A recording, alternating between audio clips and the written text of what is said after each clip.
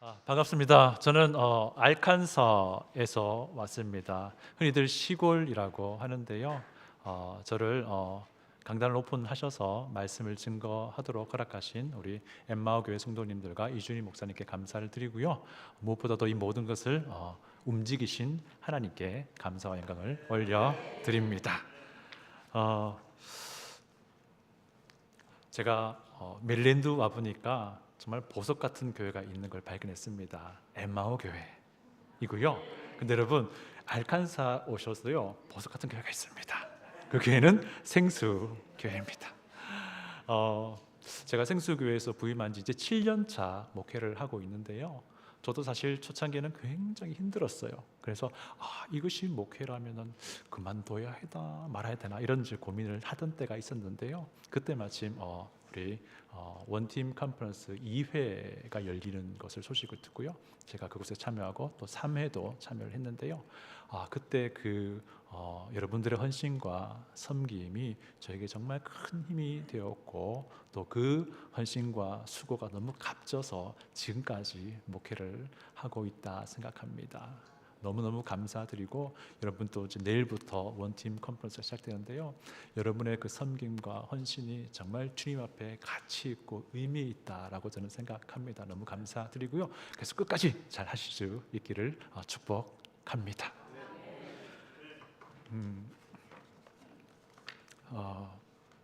오늘은 에녹처럼 동행해 볼까요? 라는 제목으로 말씀을 나누고자 하는데요.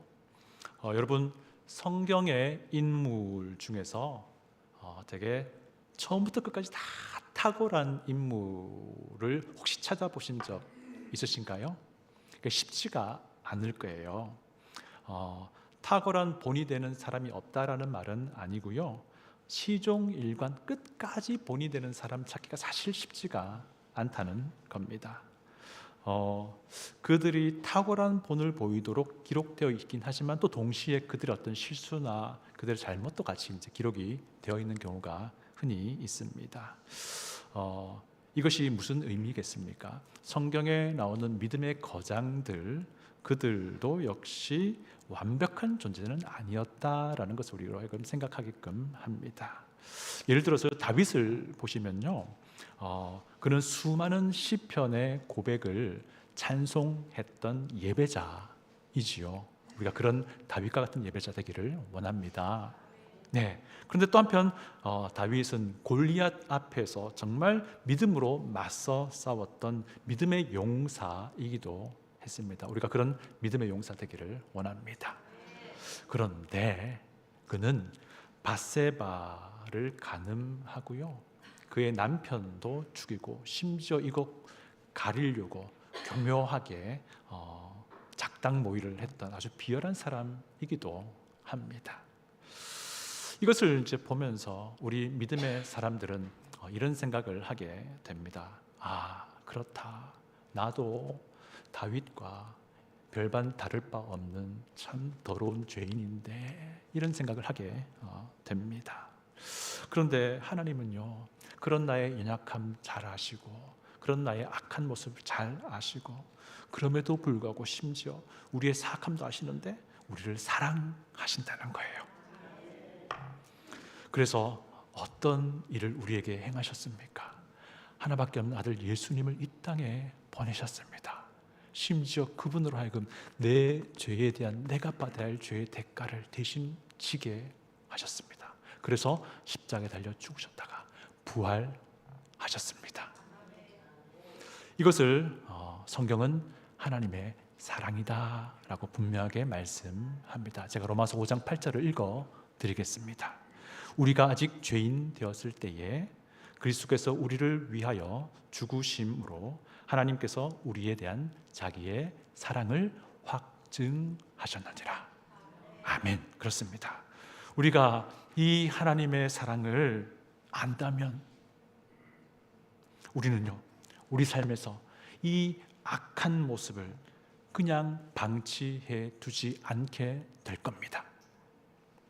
절대로 그럴 수 없습니다. 만약에 그런 죄악을 그냥 막 방치해 두는 사람이 있다면요, 그는 어쩌면 예수님의 이 십자가 사랑이 무엇인지 잘 모를 수도 있는 겁니다.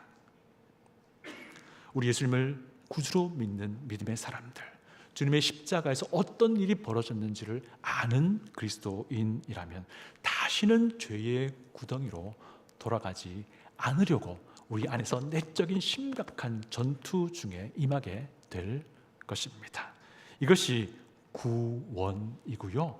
이것이 구원받은 사람의 하나님과 동행하는 삶이다 라고 할 수 있습니다. 오늘은 에녹이라는 사람을 함께 나누고자 하는데요. 제가 찾아보니까 에녹은 부정적인 요소가 잘 안 나와요. 근데 이유를 봤더니 4개 구절밖에 없어요. 나올 게 없는 것 같아요. 네. 에녹의 삶을 통해서 오늘 엠마오 교회 성도들 그리고 저에게 주시는 하나님의 권면의 말씀을 듣기를 원합니다. 구약의 인물 에녹이란 사람, 아주 먼 과거의 인물 에녹이란 사람이 현재 우리가 살고 있는 신약 성도들에게 어떤 의미를 줄지 크게 2가지 정도 함께 나누고자 합니다. 첫 번째 나눌 것은요, 이 에녹의 삶은 죽음의 저주를 극복할 희망이 있다는 것을 보여준다라는 겁니다. 여러분, 인류 역사상 죽음을 경험치 않고 하늘로 올라간 사람이 딱 2사람이 있어요. 혹시 누군지 아십니까? 엘리야 그리고 에녹입니다. 엘리야는 우리가 잘 아는 바처럼 불수레를 타고 하늘로 올라갔습니다. 그리고 에녹 역시 하나님께서 하늘로 그대로 옮겨 주셨습니다. 에녹이 사실 죽음을 경험하지 않고 하늘로 올라간 첫 번째 사람인데요. 이 사람에 대한 내용이 오늘 본문에 있고요. 오늘 본문의 내용 창세기 5장을 쭉 보시면은 아담의 족보가 소개가 됩니다. 아담의 족보, 특별히 아담의 아들 셋을 통한 족보가 소개되는데요. 이들은 모두가 경건한 사람으로 알려져 있습니다. 그리고 이들을 우리는 흔히 족장이라고 부릅니다. 아담, 셋, 에노스, 게난, 마할랄렐, 야렛, 에녹, 무두셀라, 라멕, 노아까지 10명의 족장이 소개가 되는데요. 그런데 한 사람만 제외하고는 모든 사람이 다 태어났고 죽었다라고 소개가 됩니다. 아담도 930세 살고 죽고, 셋도 죽고, 에노스도 죽고 다 그렇게 죽었다라고 그의 족보가 소개가 되는데요.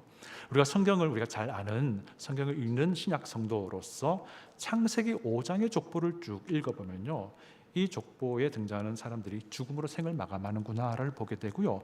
이것을 우리가 보면서 어떤 생각하냐면 이 죽음은 아담의 죄악으로부터 시작된 하나님의 저주와 하나님의 심판 결과임을 어렵지 않게 이해하게 됩니다. 아담의 죄의 결과로 인해서 사망이 인류에게 주어졌다라는 것을 하나님도 분명히 말씀하십니다. 제가 창세기 2장 17절 말씀을 읽어드립니다. 선악을 알게 하는 나무의 열매는 먹지 말라. 네가 먹는 날에는 반드시 죽으리라 하시니라. 아담의 범죄로 인해서 아담의 모든 후손들이 반드시 죽음을 경험하게 된다는 것입니다. 이 죽음은 죄에 대한 하나님의 심판이요, 죄에 대한 하나님의 저주입니다. 여러분, 가인 아시죠? 가인도 죽음이 죄에 대한 저주임을 분명히 알았습니다. 여러분, 가인이 동생을 살인한 뒤에 아담 아버지 가족에게서 쫓겨나게 되었습니다. 그런데 가인이 이렇게 말합니다. 하나님, 제가 혼자 방황하게 되면은 다른 사람들이 저를 죽일 것 같아요. 이게 무슨 말입니까? 죽음이 두렵다는 것이고 본인의 잘못에 대한 하나님의 대가임을 그가 알고 있었다는 사실이에요. 자, 그런데 에녹은 죽었더라라고 소개하는 이 족보에서 그 형식을 완전히 깨뜨린다라는 것입니다. 23절, 24절 제가 읽어드리겠습니다. 그는 365세를 살았더라. 에녹이 하나님과 동행하더니 하나님이 그를 데려가심으로 세상에 있지 아니하였더라. 여러분, 만약에 에녹이 다른 족장들과 같은 상황이었다면 24절은 필요하지 않았을 거예요. 그냥 23절에서 그는 365세를 살고 죽었더라 라고 끝이 났을 텐데, 그러나 하나님은 에녹을 산채로 데리고 가셨습니다. 에녹은요, 아담 가족의 10대 손들 중에서 유일하게 죽지 않은 사람. 이것이 무엇을 우리에게 말씀합니까? 그가 하나님의 저주를 피했다라는 메시지입니다. 물론 이것이 에녹만 유일하게 구원받았다라는 말이 아닙니다. 이것은요, 이 에녹에 대한 이 짧은 구절 안에서 그 당시 사람들은 물론 이거니와 현재 우리들에게도 분명하게 제시하는 메시지가 있다는 겁니다. 죄악으로 인해 필연적으로 죽게 될 그 당시 사람들이 에녹의 삶을 통해서 소망이라는 메시지를 읽어낸 겁니다. 본 것입니다. 저주와 심판을 피할 길 있다는 희망을 본 것입니다. 에녹은요, 죄에 대한 저주를 피했다. 우리에게도 그런 희망이 있지 않을까? 이런 메시지입니다. 여러분, 우리가 이 사망 권세를 이길 소망을 가지고 있다면 그는 정말 진짜로 행복한 사람입니다. 여러분 혹시 이 소망 가지고 있지요? 그렇다면 여러분 주위의 사람들이 도대체 왜 이 소망을 가지고 있습니까? 어떻게 이 소망을 얻을 수 있습니까? 라고 물어본다면 어떻게 대답하시겠습니까? 하나님은 그 당시 사람들에게 죄의 저주 피할 소망이 있다라는 것을 에녹을 통해서 보여주셨습니다. 그리고는요, 하나님은 그 소망을 실제로 실행해 나가십니다. 무슨 말인가 하니 인간을 죄악으로부터 구원하실 하나님의 그 큰 계획을 시작시키셨다는 것입니다. 여러분, 인류 역사상 하나님과 동행했다 알려진 첫 번째 사람은 에녹입니다. 다시 한번 22절을 제가 읽어드립니다. 무드셀라를 낳은 후 300년을 하나님과 동행하며 자녀들을 낳았으며, 하나님과 동행하며라는 말을 쓰는데 24절에도 같은 용어를 반복합니다. 에녹이 하나님과 동행했다. 여러분, 이 짧은 에녹을 설명하는 4개 구절 안에서 같은 말이 2번이나 반복됩니다. 2번씩이나 에녹이 하나님과 동행했다라고 말합니다. 여러분, 근데 이 에녹에게 붙여졌던 하나님과 동행했다라는 이 문구는요, 굉장히 의미 있는 문구로 성경이 계속 전개가 됩니다. 앞으로 오게 될 아주 특별한 사람들에게 붙여지는 닉네임이 된다는 거예요. 이들 모두는 하나님의 구원 계획을 미리 보여주거나 혹은 구원 계획에 있어서 반드시 필요한 사람들에게 하나님과 동행이라는 그런 닉네임을 붙인다는 거예요. 창세기 6장 9절 보시면요, 노아가 2번째로 하나님과 동행한 사람으로 표현됩니다. 제가 창세기 6장 9절을 읽어드리겠습니다. 이것이 노아의 족본이라. 노아는 의인이요 당대의 완전한 자라. 그는 하나님과 동행하였으며. 여러분, 노아가 어떤 인물입니까? 잘 아시잖아요. 노아는요, 하나님의 심판과 동시에 하나님의 구원이 있다는 것을 보여주는 사람이에요. 홍수 사건이 바로 그것을 말합니다. 모든 사람들이 죄의 저주와 심판 가운데 놓여 있음을 보여주는 것이 홍수 사건이지만 동시에 그 안에는 하나님의 은혜로 구원받을 사람들이 있다는 그 소망도 보여주는 것이 홍수 사건입니다. 하나님과 동행한다라는 이 표현과 관련된 또 다른 사람이 노아 이후에도 나옵니다. 그는 여러분이 잘 아시는 아브라함입니다. 하나님은 아브라함과 언약을 맺으셨어요. 그리고 그 언약을 근거로 해서 아브라함에게 이런 말씀하십니다. 너는 나와 동행해야 한다.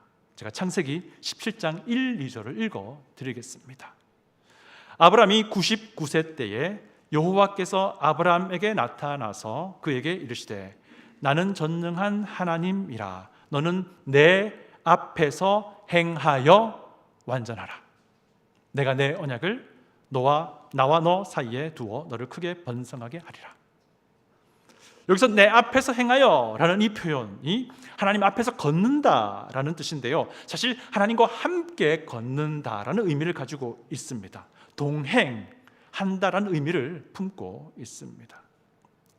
하나님이요, 아브라함에게 하나님과 동행해야 할 것을 지시한 것은요, 아브라함을 통해서 하나님이 구원 계획을 본격적으로 이루시겠다는 것을 보여주는 부분이에요.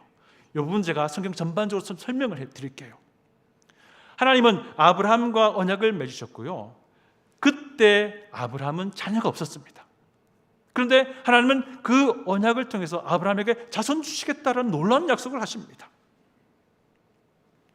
그리고 이 모든 것은 앞으로 오실 메시아를 통해 이루어질 것임을 성경은 말합니다. 그래서 지금 어떤 일이 벌어지고 있습니까? 메시아 예수 그리스도를 믿는 믿음으로 수많은 사람들이 우리가 하나님이 주시는 구원의 축복을 받고 누리고 있습니다. 예수를 구주로 믿는 믿음으로 수많은 사람들이 하나님의 은혜 안으로 들어와 있습니다. 그러니까 우리는 사실 이미 성경 전체를 읽어보았기에 이것이 눈에 선명하게 들어옵니다. 아브라함 이후에 시간이 한참 흐른 뒤에 사무엘하 7장을 보시면요, 하나님이 다윗에게 이런 약속하십니다. 메시아가 너의 후손, 다윗의 후손으로 이 땅에 올 것이다 약속해 주세요. 그리고 또 시간이 흐른 뒤에 예레미야 선지자를 통해서 하나님은 또 다른 약속을 하시는데요, 성령님이 영구적으로 사람들의 마음판에 새겨진다라는 약속을 하시면서 이것을 새 언약이라고 이름을 붙여주세요. 그리고 이 땅에 메시아 예수께서 오십니다. 그리고 마지막 만찬 때 십자가의 죽음은 바로 몇 시간 앞둔 그 시점에 예수님은 잔을 드시면서 이런 말씀하세요. 이것은 내 피로 세우는 새 언약이다. 자신의 죽음으로 곧 이 새 언약이 시작된다는 그런 의미입니다. 메시아신 예수님은 죄로 인해 죽어 있는 인간을 살리기 위해서 죄의 노예에 갇혀 있는 인간을 자유케 하시기 위해서 그들 대신 죽으시고 3일 만에 부활하신 겁니다. 이제는 누구든지 예수 그리스도를 구주로 믿는 믿음을 얻게 될 때 하나님의 놀라운 구원의 축복과 구원의 은혜를 얻게 됩니다. 누구든지 예수님을 구주로 믿을 때에 죄의 저주와 심판을 이길 소망을 이제 우리가 갖게 되는 것입니다. 여러분, 이 소망을 가지고 있는 사람은 또 다른 소망이 있습니다. 과거에 나를 위해 대신 죽으셨다고 부활하신 그 예수님이 다시 이 땅에 오실 것이라고 하셨는데 그 다시 오실 예수님을 보게 될 소망을 가지게 됩니다. 그리고 지금 현재 우리는 과거의 예수님의 십자가와 앞으로 부활의 몸으로 이 땅에 오실 예수님의 그 영광스러운 소망, 그 사이를 살고 있습니다. 그것이 우리 현재 우리의 삶입니다. 이 소망을 가진 현재 우리는 어떻게 무엇을 하며 살아야 합니까? 부지런히 우리 주님이신 예수님을 닮아가는 것입니다. 때가 되면 우리 주님 분명히 오실 것입니다. 그때 다시 오신 예수님은 자신의 백성 우리를 불러 모으실 것입니다. 이거 너무 기다려지잖아요. 이 모든 것들이 결국 죄의 저주를 이길 소망인 것입니다. 여러분, 이 소망을 확신하시지요? 네, 맞습니다. 여러분, 좀 전에 어떻게 속으로 대답하셨습니까? 누군가가 당신은 왜 이 소망 가지고 있습니까? 무엇 때문에 이 소망 가지고 있습니까? 라고 뭐라고 대답하셨습니까? 여러분, 정말 이 소망이 분명하시다면 마음속으로 이렇게 확신 있게 대답하셨을 것입니다. 예수 그리스도, 그분만이 유일한 소망의 길이시기 때문입니다. 예수님 안에 우리에게 주어진 이 구원의 축복을 누릴 수 있기를 원합니다. 그렇다면 우리는 주님 다시 오실 때에 그 영광스러운 주님의 임재 앞에 기쁨으로, 감격함으로, 즐거움으로 서게 될 것입니다. 두 번째, 에녹의 삶이 우리에게 보여주는 것은요, 하나님과 동행하는 삶이 무엇인지를 보여줍니다. 이미 우리가 살펴봤지만 에녹은 하나님과 동행했던 최초의 사람입니다. 그는 65세에 무두셀라를 낳았습니다. 그리고 무두셀라가 태어난 뒤에 300년 동안을 하나님과 동행하며 살아갑니다. 무려 300년 동안 하나님과 동행합니다. 그런데 이 365년이라는 에녹의 삶은요, 다른 족장들과 비교할 땐 굉장히 짧은 기간이에요. 보통 다른 족장들은 최소 700년 이상을 살았거든요. 이게 무슨 말이겠습니까? 에녹의 나이 365년. 이 365년이라는 짧은 인생을 살면서 그냥 살지 않고 불꽃같이 하나님과 동행했다는 뜻입니다. 그러고 나서 하나님은 에녹을 데리고 가셨습니다. 이제는 영원히 동행하시기 위해서. 이것이 에녹의 삶이에요. 그렇다면 하나님과 동행하는 삶이란 무엇일까요? 사실 오늘 본문 안에서는 정확하게 알만한 실마리가 없어요. 그래서 히브리서의 글을 읽어보면요, 우리 에녹의 삶이, 동행했다는 그 삶이 어떤 것인지 알 수 있습니다. 제가 히브리서 11장 5절을 읽어드리겠습니다. 믿음으로 에녹은 죽음을 보지 않고 옮겨졌으니 하나님이 그를 옮기심으로 다시 보이지 아니하였느니라. 여기까지는 창세기도 기록하고 있는 바입니다.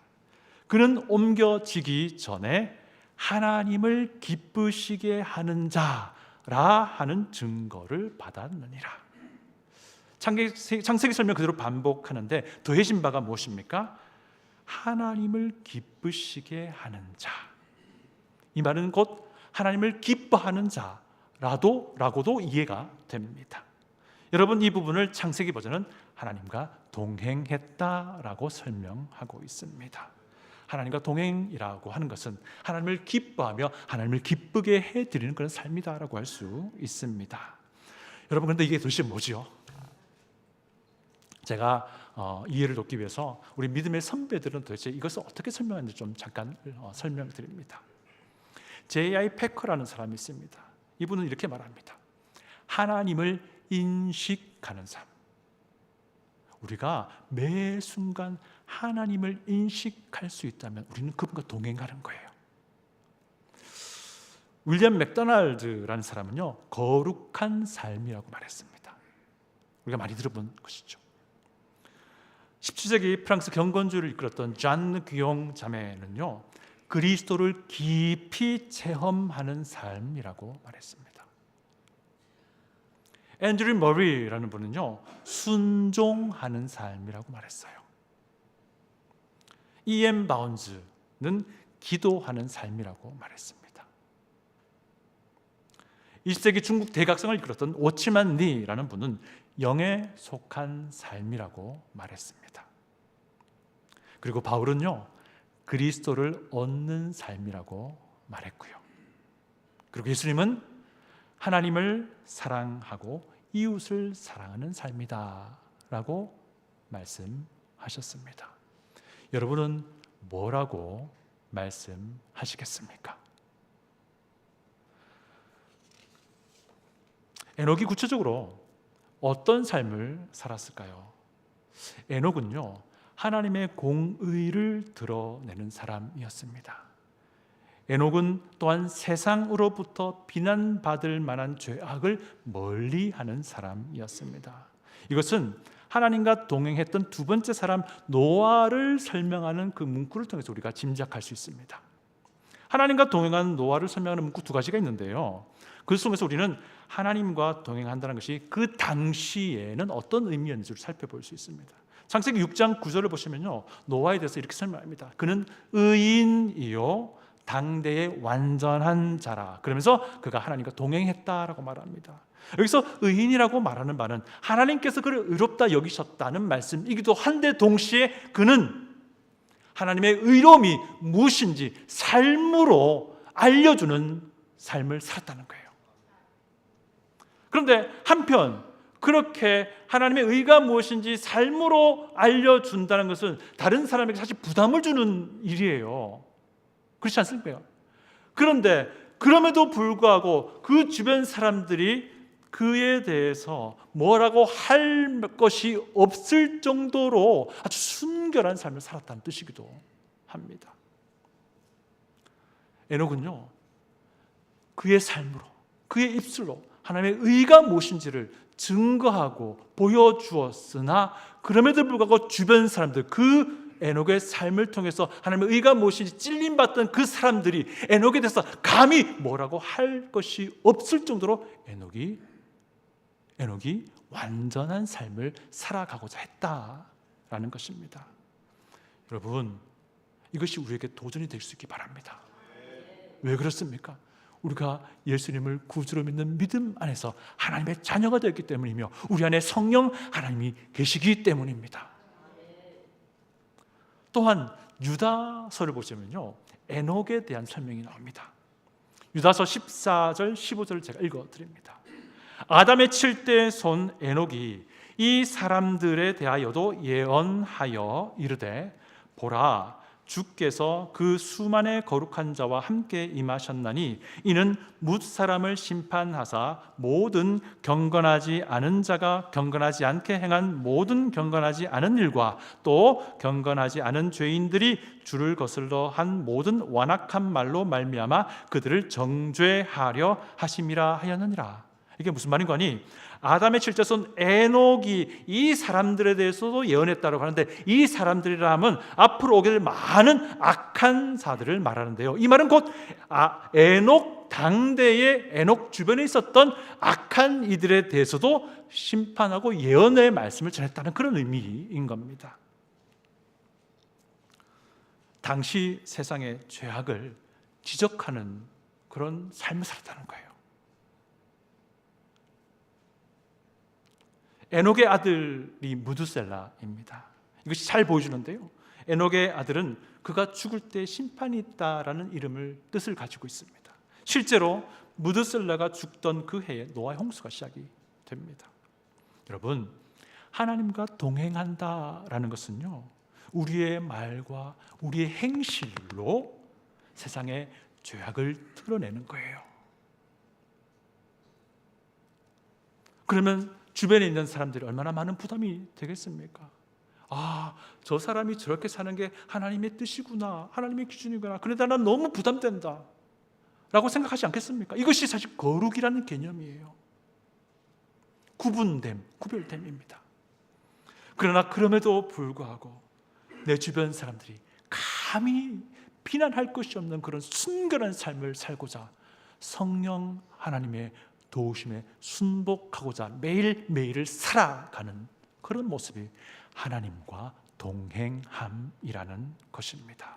매 순간 성령님께 순종하고자 한다면, 매 순간 무릎을 꿇며 기도하고자 한다면, 매 순간 십자가를 바라본다면, 매 순간 하나님을 인식한다면 충분히 넉넉하게 이런 삶을 우리가 살아낼 수 있다는 것입니다. 내 힘이 아니라 내 안에 계신 성령님의 도심을 따라서. 여러분, 그런데요, 오늘 본문 말씀 보니까 뼈를 때리는 메시지가 하나 또 있습니다. 에녹은요, 일상생활을 영위하면서 동시에 하나님과 동행했다는 사실입니다. 22절을 여러분이 가진 새 번역 성경으로 읽어주시렵니까? 22절입니다. 시작.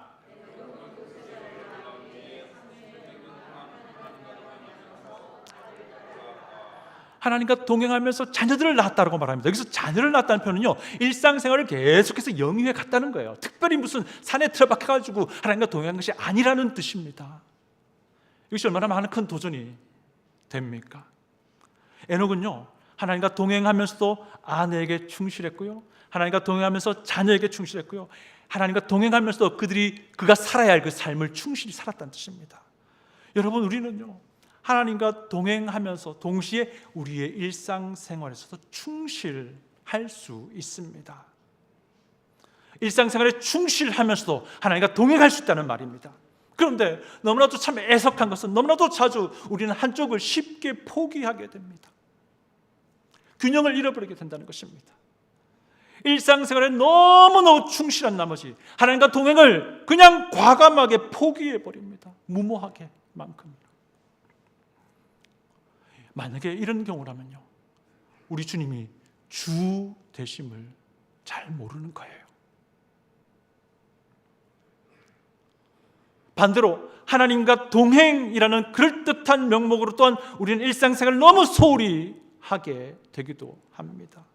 만약에 이것이 동행이라고 한다면요, 그 동행은 뭔가가 문제가 있는 동행입니다. 사랑하는 성도 여러분, 사랑하는 엠마오교회 출입하는 모든 분들께 권면드립니다. 여러분, 죄, 악의 저주를 이길 소망이 분명히 있습니다. 예수 그리스도 안에 있습니다. 엠마오 교회가 왜 존재합니까? 예수 그리스도 안에 있는 이 소망을 증거하며 이 소망을 살아내는 것입니다. 이런 정말 아름다운 엠마오 교회 될 수 있기를 축복합니다. 또 권면드립니다.